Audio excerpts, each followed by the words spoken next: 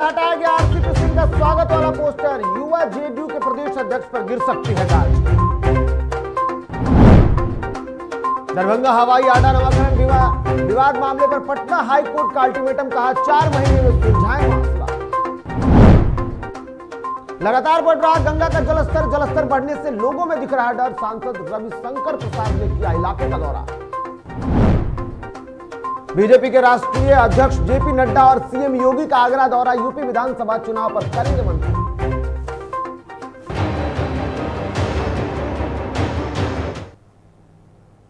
नमस्कार, आप देख रहे हैं डीटीवी भारत और मैं हूं आपके साथ निर्भय किशोर। तो आइए खबरों को विस्तार से जानते हैं और सबसे पहले बात तो सियासत की। दरअसल जेडीयू के पूर्व राष्ट्रीय अध्यक्ष और केंद्रीय मंत्री आरसीपी सिंह के स्वागत वाले पोस्टर में ललन सिंह की तस्वीर को जगह नहीं दी गई थी। इसके बाद जेडीयू के अंदर खाने में सियासत गर्म हो गई। युवा जेडीयू के प्रदेश अध्यक्ष अभय कुशवाहा की तरफ से पटना में यह पोस्टर प्रदेश कार्यालय समेत अन्य जगहों पर लगाए गए थे। मामले में इतना तूल पकड़ लिया कि अब आरसीपी सिंह के स्वागत वाले पोस्टर को हटाया जा रहा है। प्रदेश कार्यालय के बाहर लगे पोस्टर बैनर को हटाया जा रहा है, जिसमें आरसीपी सिंह और नीतीश कुमार की तो तस्वीर थी, लेकिन राष्ट्रीय अध्यक्ष ललन सिंह की तस्वीर नदारद थी। अभय कुशवाहा की तरफ से लगाए गए इन पोस्टरों को लेकर जो विवाद खड़ा हुआ तो प्रदेश नेतृत्व भी गंभीर हो गया।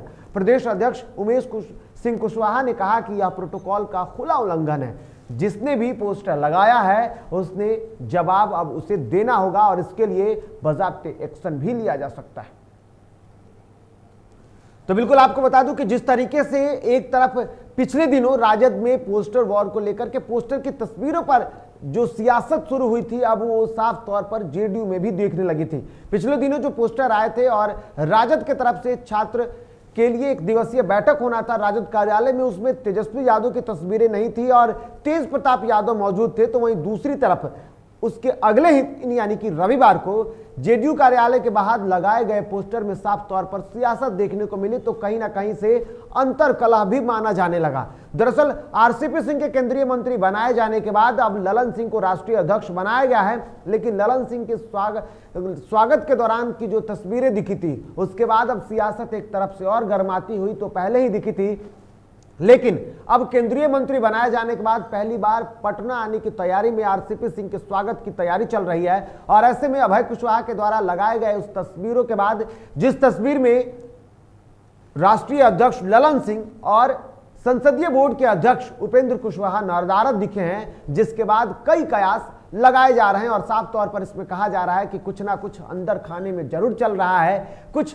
पार्टी के अंदर कुछ अंतरकला ऐसा है जो भले ही खुलकर सामने नहीं आ रहा हो, लेकिन अंदर ही अंदर बहुत कुछ चल रहा है। क्योंकि जिस तरीके से पुरानी तस्वीरें दिखी है, जब केंद्रीय मंत्री आरसीपी सिंह को बनाया गया था तब भी सवाल खड़े हुए थे, जब मुख्यमंत्री नीतीश कुमार ने उनको बधाई नहीं दी थी। हालांकि बाद में मुख्यमंत्री ने इस बात को सिरे से खारिज किया था और कहा था कि बधाई तो हमने दी थी, लेकिन जरूरी नहीं कि हर चीजों को सामने किया जाए। इसके साथ साथ कई बार इस पर पार्टी के नेताओं ने सफाई भी पेश की और अब इस पोस्टर ने एक बार फिर से बता दिया कि आरसीपी सिंह के स्वागत के लिए लगाए गए इस पोस्टर के इशारे ही सही, बहाने ही सही, लेकिन पार्टी में सब कुछ ठीक नहीं चल रहा है।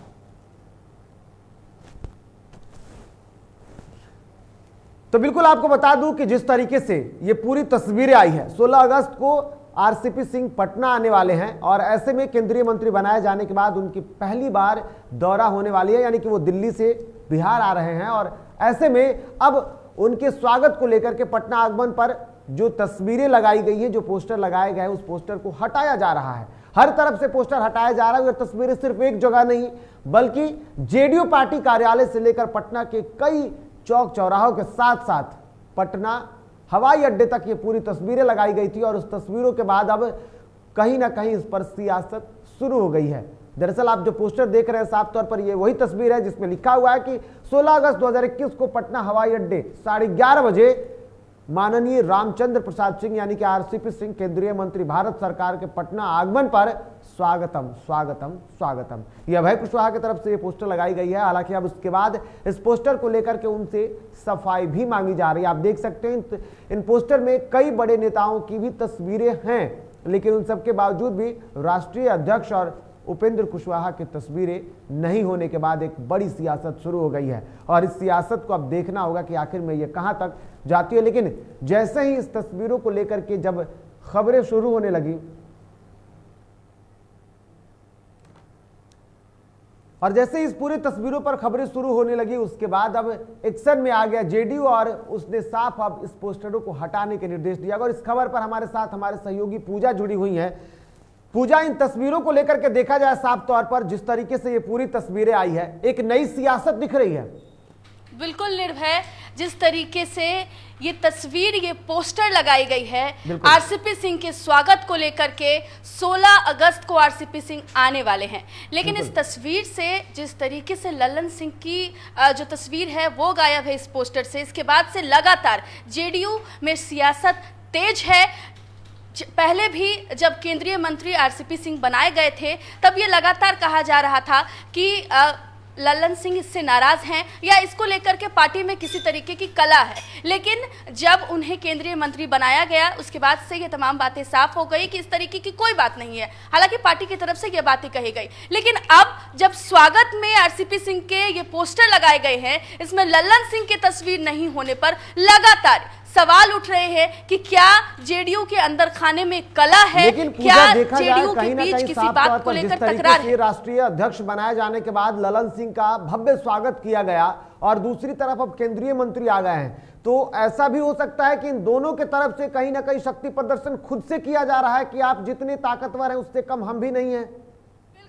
बिल्कुल निर्भय, जिस तरीके से अब पोस्टर में लल्लन सिंह की तस्वीर नहीं है, ऐसे में हम ये कह सकते हैं कि अब जेडीयू के अंदर खाने में दो गुट बन चुका है, एक आरसीपी सिंह और एक लल्लन सिंह, और इन दोनों के बीच जो है वो लगातार किसी तरीके से विवाद जरूर चल रहा है।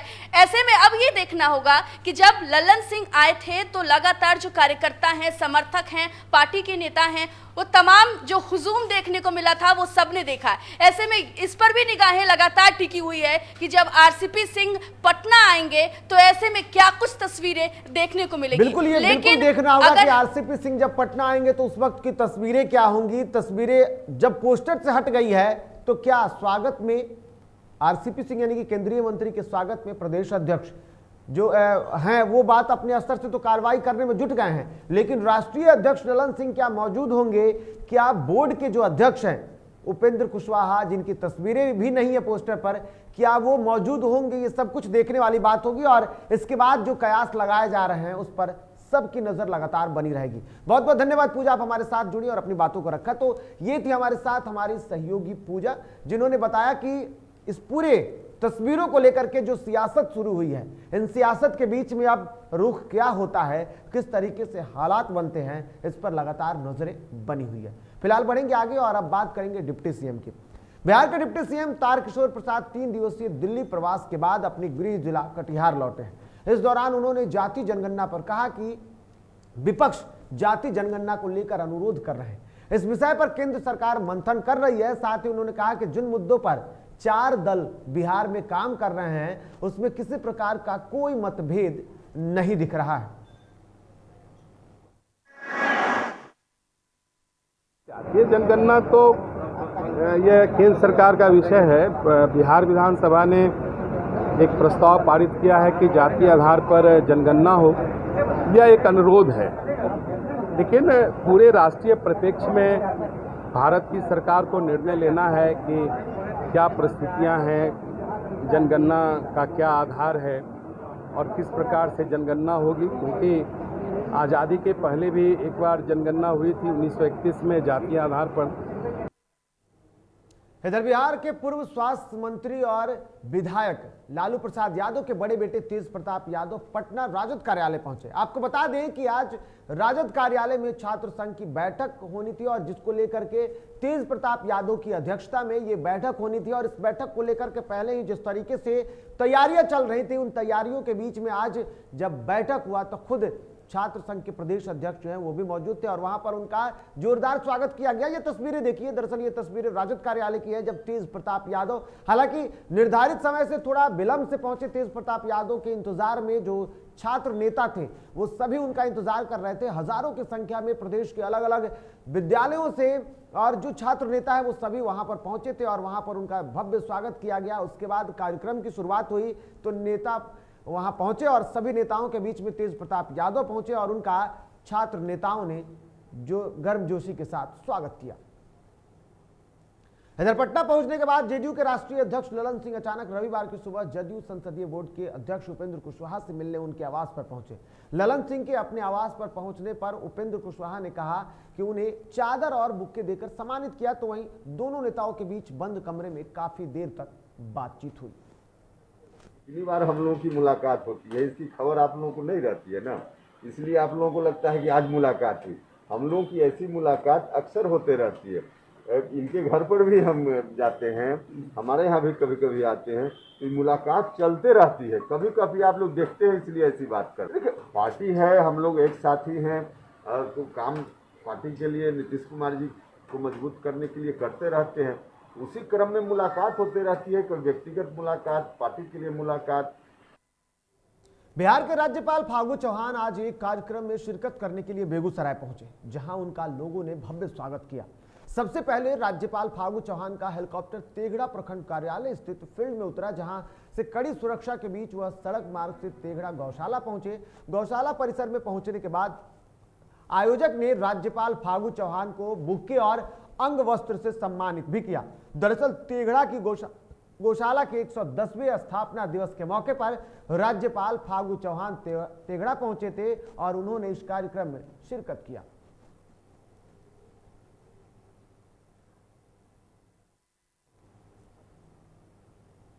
इधर पटना साहिब के पूर्व केंद्रीय मंत्री सह पटना साहिब सांसद रविशंकर प्रसाद बाढ़ प्रभावित क्षेत्र का दौरा करने निकले। इसी क्रम में पटना सदर के दीदारगंज स्थित कई पंचायतों में आए पुनपुन नदी के पानी से प्रभावित लोगों का हाल जाना और वहां जायजा लिया। मौके पर कई अधिकारी भी मौजूद रहे। हालांकि इस दौरान रविशंकर प्रसाद ने पटना सदर के प्रमुख से बाढ़ से संबंधित जानकारियां ली।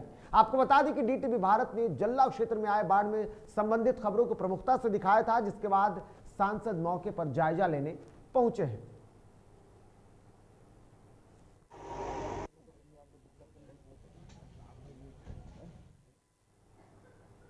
इधर बिहार शरीफ के कमरुद्दीनगंज स्थित सुशीला पैलेस में आम आदमी पार्टी नालंदा हाई का इकाई का कार्यकर्ता संवाद का आयोजन किया गया, जिसमें आम आदमी पार्टी के बिहार प्रभारी सह दिल्ली के बुराड़ी विधानसभा के विधायक संजीव झा मुख्य अतिथि के रूप में मौजूद रहे। इस मौके पर कार्यकर्ताओं को संबोधित करते हुए विधायक ने कहा कि वर्तमान समय में पंचायत चुनाव होने जा रहा है, जिसमें आम आदमी पार्टी के समर्थित उम्मीदवार भी चुनाव में हिस्सा लेंगे, जिससे बूथ स्तर तक पार्टी मजबूत होगी। अगर इस तरह किसी कोई वाकया लेकिन मैं एक बात और मानता हूं कि आज की इधर बिहार के दरभंगा में शुरू हुई हवाई अड्डा के नामकरण को लेकर अब विवाद थमने का नाम नहीं ले रहा है। नामकरण का विवाद पटना उच्च न्यायालय पहुंच जाने के बाद आखिरकार पटना उच्च न्यायालय ने इस मामले में दखल देते हुए कहा कि याचिकाकर्ता के दिए नामों पर केंद्र सरकार के साथ बिहार सरकार भी विचार करे। अदालत ने इसके लिए 4 महीने का वक्त भी दिया है। जनहित याचिका दायर करने वाले संजय राय ने बताया कि उच्च न्यायालय के याचिकाकर्ता को केंद्र सरकार और राज्य सरकार के अलावा 13 लोगों तक अदालत के निर्देश की कॉपी पहुंचाने का भी आदेश दिया गया है। और यहां वक्त हो चला एक छोटे से ब्रेक का, जल्द लौटते हैं, बने रहिए डीटीवी के साथ।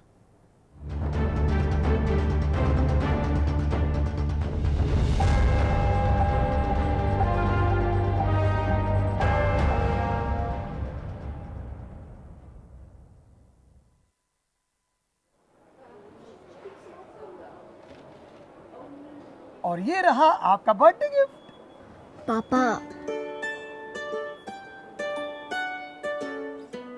बेटा ये कैसा है? ये दुनिया क्यों न समझे, मेरी दुनिया बदल गई।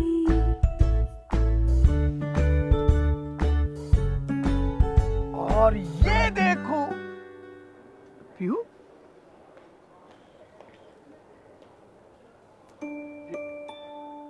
पीहू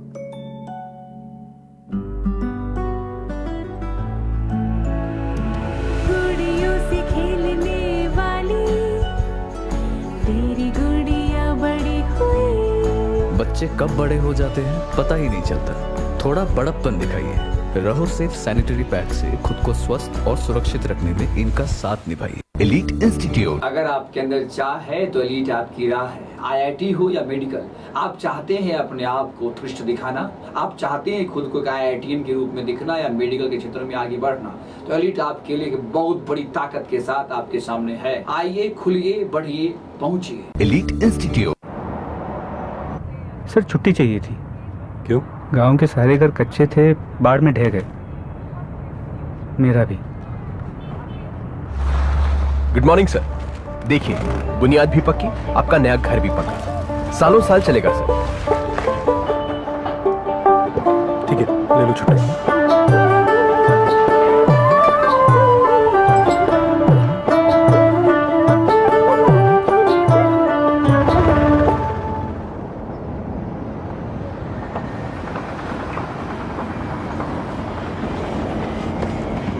लो, हो गया घर पक्का, छुट्टी कैंसिल।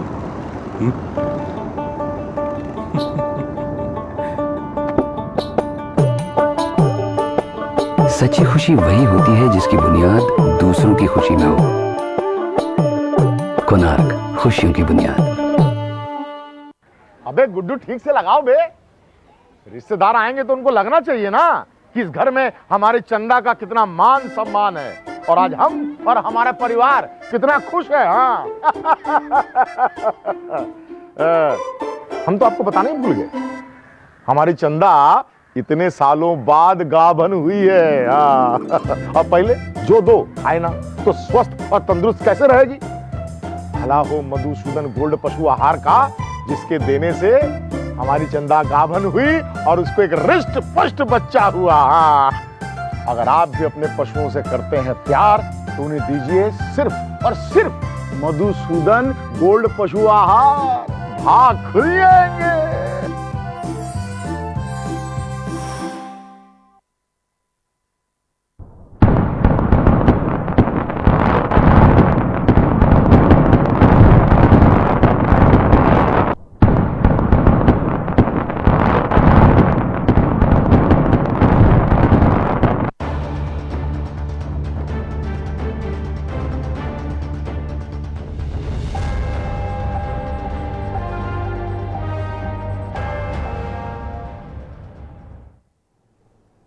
और ब्रेक के बाद एक बार फिर से आप सभी का स्वागत है। तो बढ़ेंगे आगे और अब बात मुंगेर की करेंगे। दरअसल मुंगेर के साफिया सराय में 8 साल की मासूम के साथ दुष्कर्म के बाद निर्मम तरीके से हत्या करने का मामला सामने आया है और एसपी ने इसका खुलासा किया है। पुलिस ने बताया कि मेडिकल रिपोर्ट में बलात्कार की पुष्टि नहीं की गई है, वहीं परिजनों ने रिपोर्ट मानने से इनकार कर दिया है। परिजनों का कहना है कि उन्हें रिपोर्ट पर भरोसा नहीं है। उनकी मांग है कि दोषियों को फांसी पर लटकाया जाए। फिलहाल पुलिस मामले की जांच कर रही है।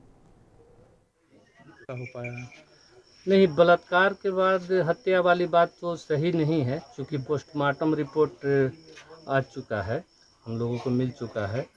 उस बच्ची के साथ बलात्कार नहीं हुआ है, सिर्फ उसकी हत्या हुई है। मेडिकल रिपोर्ट में क्लियर कर दिया गया है कि गला दबाकर उसकी हत्या हुई है।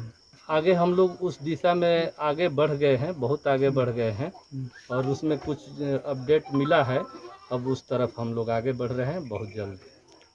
और आइए इस वक्त की बड़ी खबर आ रहे हैं, आपको बड़ी खबर से रूबरू कराते हैं। दरअसल इस वक्त की जो बड़ी खबर आई है उसके बारे में आपको बता देते हैं कि कैमूर में बस पलटने से 10 लोग जख्मी हो गए हैं। तो इस वक्त की बड़ी खबर आ रही है, कैमूर में बस पलटने से 10 लोग जख्मी हो गए हैं। दुर्गावती थाना के भेड़िया मोड़ पर यह हादसा हुआ है। इस वक्त की बड़ी खबर आ रही है, भेड़िया मोड़ पर बड़ा हादसा हुआ है। डेहरी से वाराणसी की ओर ये बस जा रही थी और इस बस के पलटने से 10 लोग की बात आ रही है सामने। और आपको बता दूं कि घायलों को पीएचसी में एडमिट कराया गया है इलाज के लिए। सभी घायलों को पीएचसी में एडमिट कराया गया है। मनिहारी डीएसपी ने घटनास्थल पर पहुंचकर पूरे घटना का जायजा लिया है। तो इस वक्त की बड़ी खबर आ रही है, कैमूर में बस पलटने से 10 लोग जख्मी हो गए हैं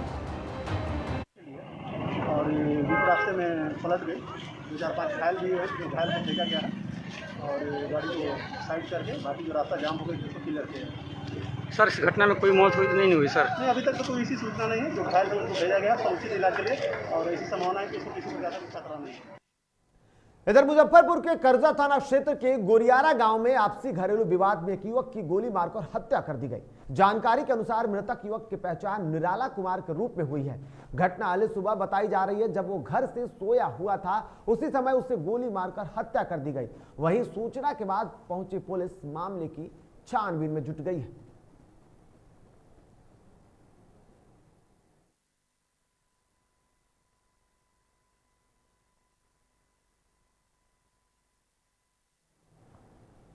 इधर मुंगेर में पुलिस ने कार्रवाई करते हुए भारी मात्रा में शराब बरामद किया है। वहीं एक शराब विक्रेता को पुलिस ने गिरफ्तार भी किया है।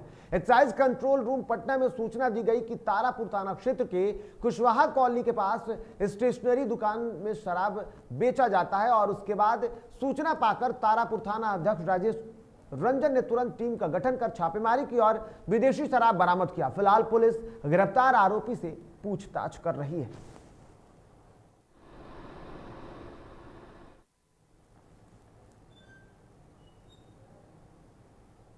इधर सहरसा जिले के जीरुआ बस्ती में एक गोदाम में 285 मकई का बोरा चोरी होने का मामला सामने आया है। वहीं मामला सामने आने के बाद इलाके में दहशत का माहौल बताया जा रहा है। गोदाम में 300 से अधिक बोरा रखे गए थे, जिसमें से चोरी के 285 बोरे रातों रात उठाकर गायब होने की बातें बताई जा रही है। फिलहाल गोदाम मालिक ने इसको शिकायत थाने में कर दी है, जहां पुलिस पूरे मामले की जांच कर रही है। 324 बोरा था स्टॉक में, 282 बोरा यहाँ से ले गया। उसके बाद इस घर में मतलब स्प्रे करने वाला मशीन भी था और पाल भी था और सारा सब कुछ था, लेकिन इतना चीज यहाँ से ले गया। इधर सुपौल में हरियाणा से भागे प्रेमी और प्रेमिका ने तिलेश्वर मंदिर में साथ फेरे लिए। प्रेमी जोड़े की माने तो दोनों बहुत दिनों से एक दूसरे से प्रेम करते रहे, लेकिन घर वाले शादी के लिए तैयार नहीं थे। इसी बात को लेकर दोनों हरियाणा से भागकर सुपौल के तिलेश्वर मंदिर में शादी रचा ली। बता दें कि प्रेमिका सुपौल की रहने वाली है, जबकि प्रेमी हरियाणा के सफीदो जिले का रहने वाला बताया जा रहा है। मेरे मम्मी पापा खुश नहीं है हमारी शादी के लिए, इसीलिए मैंने भाग की शादी की है। तब मैं इसके साथ रहना चाहती हूँ। किसके साथ रहना चाहती हूँ? मुकेश के साथ। कौन है वो? मुकेश मेरा हस्बैंड, शादी हो चुकी है हमारी। प्रेम करके शादी की हो क्या? इधर मुंगेर में गंगा का जलस्तर बढ़कर 38.67 मीटर तक पहुंच गया है, जबकि बढ़ोतरी की रफ्तार में थोड़ी भी कमी देखी गई है। लेकिन अभी बाढ़ का जो खतरा है वो कम नहीं हो रहा है, क्योंकि अभी भी गंगा का जलस्तर चेतावनी स्तर के ऊपर है। इधर बाढ़ के कारण हैरुदिया गांव में निचले हिस्से में पानी बढ़ गया है, जिसके साथ साथ ग्रामीण इलाकों में भी दहशत का माहौल है। इधर बारिश ने फुलवरिया नगर परिषद की पोल खोलकर रख दी है, जिसमें फुलवारी के लोगों को जल जमाव से मुक्ति देने की बात कही गई थी। फुलवारी शरीफ के खोजा इमली मजार के पास रविवार की अहले सुबह एक जोरदार बारिश के बाद भीषण जल जमाव हो गया और लोगों का जनजीवन अस्त व्यस्त हो गया। इधर बगहा के खोताहुआ पंचायत के वार्ड नंबर 14 में 7 निश्चय योजना में सबसे महत्वपूर्ण हर घर नल जल योजना के तहत शुद्ध जल उपलब्ध कराया है, लेकिन संबंधित अधिकारी और ठेकेदारों ने 7 निश्चय योजना पर पानी फेर दिया है। नल जल योजना के तहत वार्ड नंबर 14 में लगभग 1 साल से पानी नहीं मिला है, जिसको लेकर ग्रामीणों में नाराजगी है। बताया जा रहा है कि इस योजना के तहत सभी को पानी मिलने की योजना पर ठेकेदारों के स्वार्थ का काला बादल छाया है। स्थानीय ग्रामीणों ने बताया कि नल जल योजना के तहत बोरिंग के साथ साथ सड़क के किनारे पाइप बिछाया गया, लेकिन पाइप भी फट चुकी है, कोई मरम्मत भी नहीं हो रहा है। माननीय मुख्यमंत्री जी के निर्देशानुसार जल नल चल रहा है। हम लोगों ने कई बार यहाँ टंकी का उन्होंने प्रस्ताव रखा और प्रस्ताव 14 नंबर वार्ड में ग्राम पंचायत राज खोताहुआ में स्थापित किया गया और यहाँ के 14 नंबर वार्ड के जो भी हम लोग ग्रामीण गण हैं, इन लोगों को पानी शुद्ध जल नहीं मिल रहा है। कभी आज तक हम लोग इस जल नल का पानी आज तक कभी हम लोग के गिलास में नहीं पड़ा और ना हम लोग पी पाए हैं। इधर सुपौल जिले के त्रिवेणीगंज में प्रगतिशील बाल विकास संस्था की ओर से निःशुल्क शिक्षण संस्थान का उद्घाटन किया गया, जिसमें सेविका और सहायिका का चयन भी किया गया। बता दें कि शिक्षण संस्थान में गरीब निसहाय बच्चों को मुफ्त में शिक्षा एवं भोजन के लिए सेविका और सहायिका का चयन किया गया।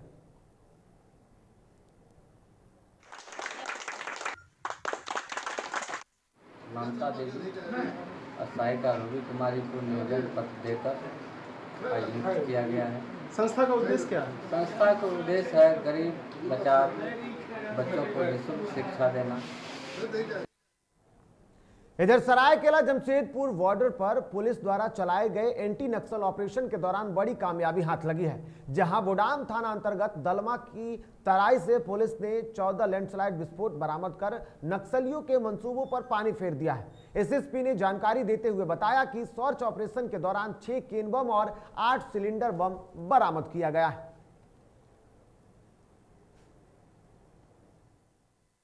अभियान द्वारा हम लोगों को ये मालूम चला कि वहाँ पर कहीं लैंडमाइन प्लांट किया हुआ है, जिसमें हम लोग उसको चेक करते हुए कुल 14 लैंडमाइन्स हम लोगों को बरामद किया गया है और इसमें 6 केन बम है और 8 सिलेंडर लैंडमाइन है। करीब 6 से 8 किलो का हर एक लैंडमाइन जो है वजन रहती है और इसको निकालने के बाद bomb detection and disposal squad BDDS स्वाट के द्वारा इनको सीन शिफ्ट में वहीं पर इसको निष्क्रिय किया गया है। झारखंड के बाद अब बात है उत्तर प्रदेश की। उत्तर प्रदेश में आगामी विधानसभा चुनाव 2022 के महामंथन के लिए जेपी नड्डा और प्रदेश के मुख्यमंत्री योगी आदित्यनाथ आगरा पहुंचे हैं। बता दें कि जेपी नड्डा होटल ताज विलास में बीजेपी नेताओं के साथ चुनावी रणनीति को लेकर चर्चा कर रहे हैं। इस दौरान सीएम योगी समेत कई बड़े नेता भी बीजेपी के राष्ट्रीय अध्यक्ष के साथ वहां मौजूद रहेंगे और इस तरीके से उनका भव्य स्वागत किया गया और उसके बाद आगे के चुनाव की रणनीतियों पर चर्चा भी होनी है।